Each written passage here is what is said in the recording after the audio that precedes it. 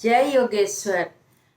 मैं रीना सिंह श्रीमद् भगवत गीता के 12वें अध्याय में भगवान के द्वारा वर्णित धर्मामृतम के 36 गुणों में छठा गुण सम दुख सुख के तीसरा भाग के बारे में बताने जा रही हूँ। भगवान कर्म संभालते हैं। मुझे मेरे पूर्व जन्म के सत्कर्म का फल मिलता है, ऐसा मानना भी बड़ा भारी अहंकार है। विकसित जीव को यह विचार नहीं रुचता। पिता लड़के के लिए जो कुछ भी संजो कर रख कर जाता है वह उसके प्रारब्ध का ही होता है। लेकिन यदि लड़का बाप को यह कहे कि मुझे मेरे प्रारब्ध का मिला है, तू मेरे लिए रखने वाला कौन है, तो संसार का आनंद ही समाप्त हो जाएगा। अपने प्रारब्ध का मिलने पर भी लड़का को कृतज्ञता पूर्वक कहना चाहिए कि पिताजी, आपने मेरे लिए बहुत परिश्रम किया है, अब विश्रांति कीजिए। अपने प्रारब्ध से मिला है ऐसा मानने वाला का अहंकार को बदलकर प्रभु प्रसाद से मिला है ऐसा कहना चाहिए। ऐसा कहने वाला व्यक्ति उच्च और भगवान का प्रिय है ऐसा मानना पड़ेगा। भगवान का प्रिय है ऐसा मानना पड़ेगा। प्रसादस्तु प्रसन्नता, प्रसाद से प्रसन्नता मिलती है। व्यक्ति सोचता है कि सुख प्रसन्नता तो मेरे पास है ही, सुख दुख तो हमें खेल के रूप में मिला है। सुख दुख को खेल के रूप में समझने वाला व्यक्ति के साथ भगवान शादी करने के लिए तैयार हो जाती हैं। तात्पर्य यह है कि सुख मनुष्य का जीवन में सुख दुख से जीवन नौका डगमगाना नहीं चाहिए। प्रभु के भरोसे सत्कर्म करने वाले व्यक्ति को अपना सत्कर्म भगवान के बने हुए लोगों के अतिरिक्त दूसरों के सामने नहीं कहना चाहिए।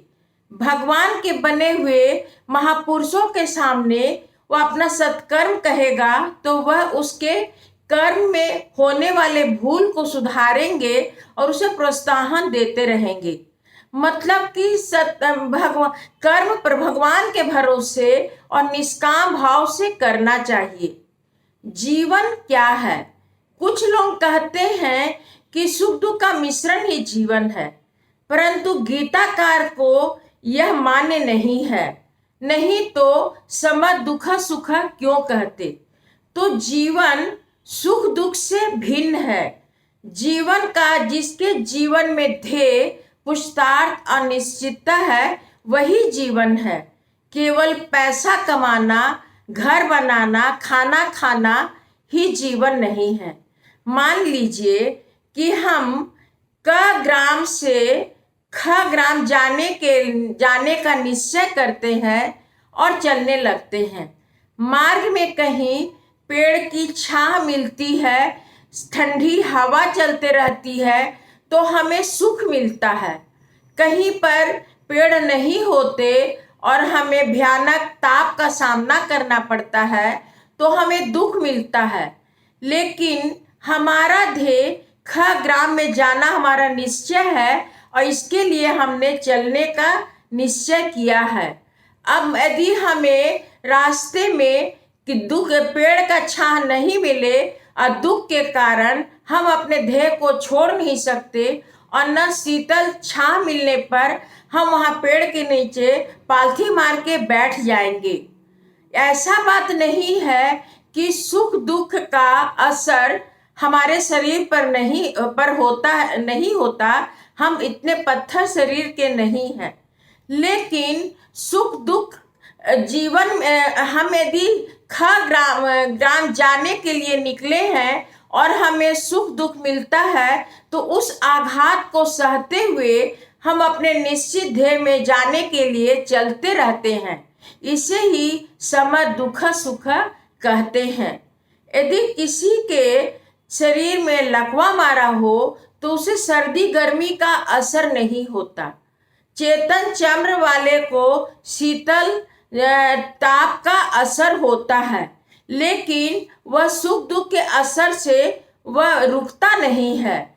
ऐसा नहीं है, माघ में यदि कोई हमें आलिंगन करे या कोई हमें द्वेष के कारण अपमान करे, झगड़े, तो इससे कोई रुकने वाला नहीं है। रास्ता में यदि ठंडी छाह मिले तो उसमें बैठ के उसका उपयोग कर सकते हैं। यदि फल और खाना मिले तो हम उसे खाएंगे, और यदि खाना नहीं मिले तो बिना खाए ही चलते रहना है। तो यदि हम ध्येय निश्चित है तो वह बिना रुके ही चलते ही रहता है। वह उसका चलना किसी भी कारण से रुकता नहीं है। लेकिन ध्येयहीन मनुष्य को दुख और सुख के आघात से उसका चलना बंद हो जाता है। धन्यवाद। यह धार्मिक धारावाहिक यदि अच्छी लगी हो तो लाइक और सब्सक्राइब अवश्य कीजिए और अपने रिश्तेदार मित्रों को भी शेयर कीजिए।